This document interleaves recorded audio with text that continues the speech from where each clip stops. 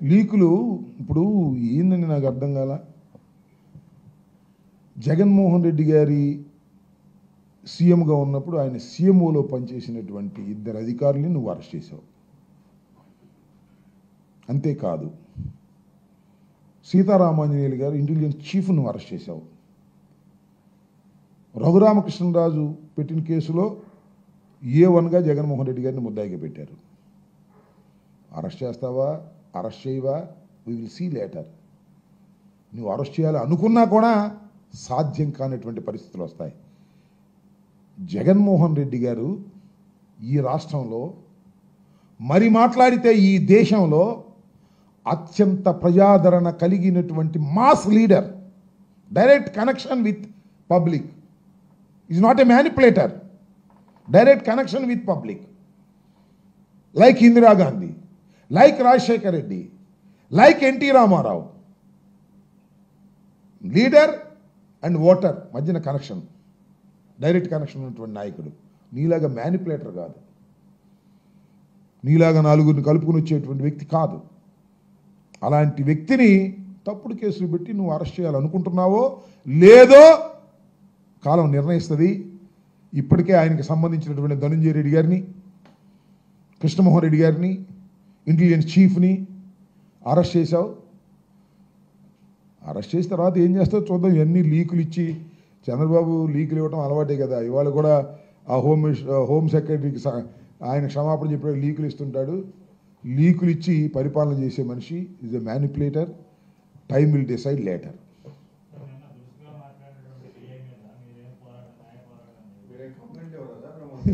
ఎవరికి ఇవ్వాలి, ఎవరికి ఇవ్వాలి, ఎవరికి ఇవ్వాలి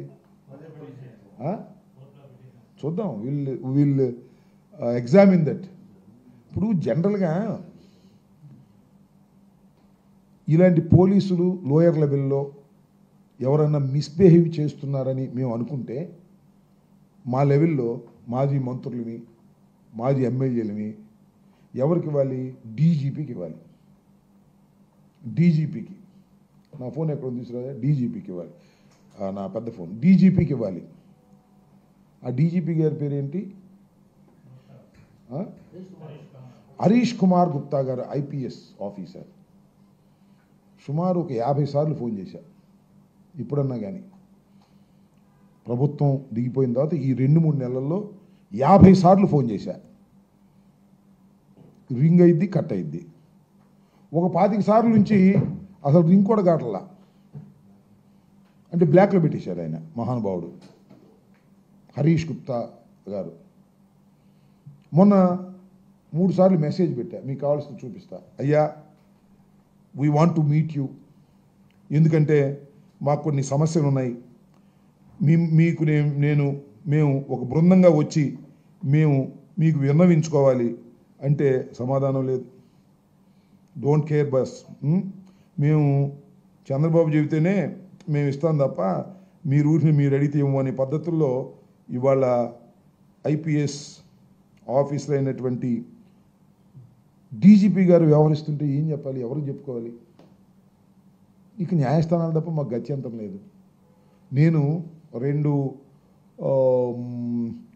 కంప్లైంట్స్ ఇచ్చి, సరే ఎస్పీ గారు ఇప్పుడు ఇంటర్వ్యూ ఇస్తున్నారు పాపం ఆయన, ఆ ఇంటర్వ్యూ ఇస్తే ఎస్పీ గారిని వెళ్ళి కలుస్తున్నాం, ఆయనకి ఇస్తున్నాం. డీజీపీ గారికి కూడా ఇద్దామనేటువంటి ఉద్దేశంతో నేను వెళ్తే, నేను ప్రయత్నం చేస్తే ఆయన ఇవ్వట్లా. ఇది May 7th పెట్టా. సార్ నమస్తే, this is Ambati Rambabu, ex minister of AP. I want your appointment to give representation, sir. I am trying on phone number of this, but unfortunately unable to reach you, sir. Please kindly give me time to submit my representation. Awaiting your kind reply. Ambati Rambabu, ex-minister. No response. May 11 అదే పెట్టా. మళ్ళా మొన్న Monday పెట్టా. దేనికి? ఈ ధర్నాలకు సంబంధించిన విషయంలో. నమస్తే sir, this is Ambati Rambabu, ex minister.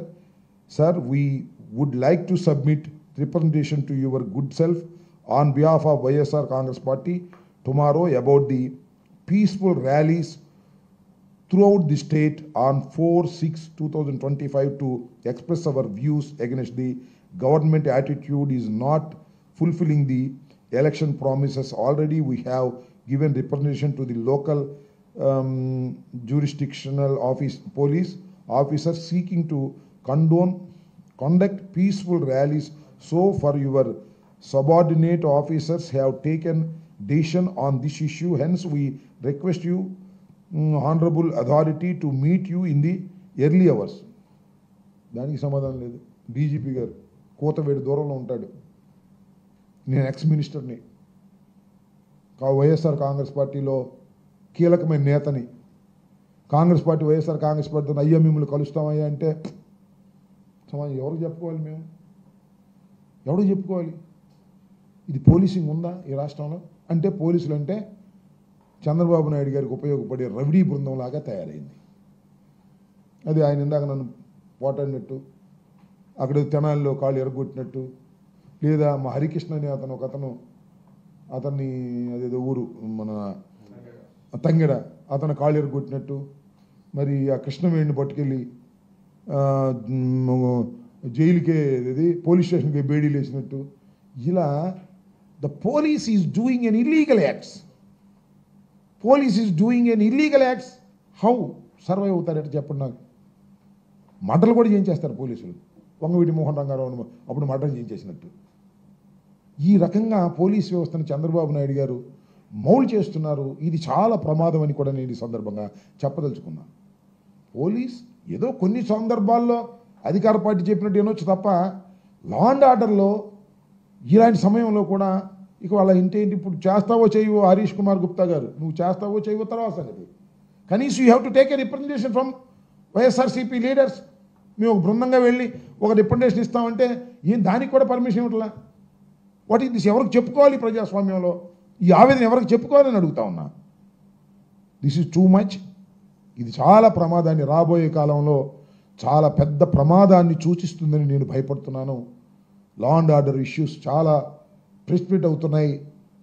చాలా ఇబ్బందికరమైన పరిస్థితులు రాష్ట్రంలో ఏర్పడతాయి. పోలీసుల మీద విశ్వాసం సన్నగిలుతుంది. Police are acting as a rowdies of Telugu Desam. అందరినీ అనను, చాలా మంచి ఆఫీసర్స్ కూడా ఉన్నారు. మంచి officers are going into a loop level. ఈ వెంకటేశ్వర లాంటి వాళ్ళు వచ్చేస్తారు సిఐలు. అంతకుముందు పాపం ఇద్దరు పనిచేశారు, వాళ్ళు వెళ్ళిపోయారు. అలా వాళ్ళు ఏం చెప్తే అది చేసేవాళ్ళు. వాళ్ళు మాత్రమే పోస్టింగ్లు ఇచ్చి కడవల విఆర్కో లేకపోతే లూప్ లైన్లకో పంపించి రౌడీలుగా ఉపయోగించుకోవడానికి చంద్రబాబు ప్రభుత్వం పనిచేస్తుంది. దీనివల్ల అనేక అనర్థాలకు దారితీస్తుందని ఈ సందర్భంగా నేను చెప్పదలుచుకున్నాను. బలహీనం పడలేదే, జరుగుతుంది. ఏమైపోయింది?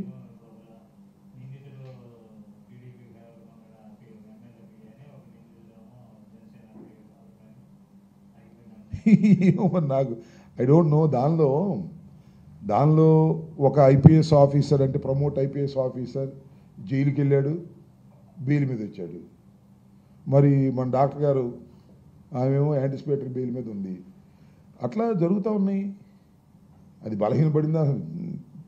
ఇప్పుడు కస్టోడియల్ టార్చర్ మీద అప్పుడు చాలా రాద్ధాంతం జరిగింది. అప్పుడు మిలిటరీ కోర్టుకు కూడా వెళ్ళారు, అప్పుడు కూడా కేసు రిజిస్టర్ చేశారు. మళ్ళీ ఆయన గవర్నమెంట్ రాగానే మళ్ళీ కేసు రిజిస్టర్ చేశారు. ఇవన్నీ నిలబడతాయా?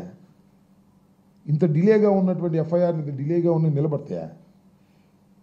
నిలబడవు, చట్టంలో నిలబడవు. నేను కొద్ది గొప్ప లా తెలుసు నాకు. బలహీనపడిందో బలవంతం పడిందో నాకు తెలియదు, కానీ all cases are false cases. ఇవాళ సీతారామాంజలి గారి మీద పెట్టారు జత్వానికి సంబంధించిన కేసు. ఏం కేసు నాకు అర్థం కాల. It's a part of his duty. It's a part of his duty. బాంబేలో పట్టుకొచ్చారంటే it's a part of his duty. పట్టుకొచ్చి ఏం చేశారు? కోర్టులో ప్రొడ్యూస్ చేశారు. Court has given remand.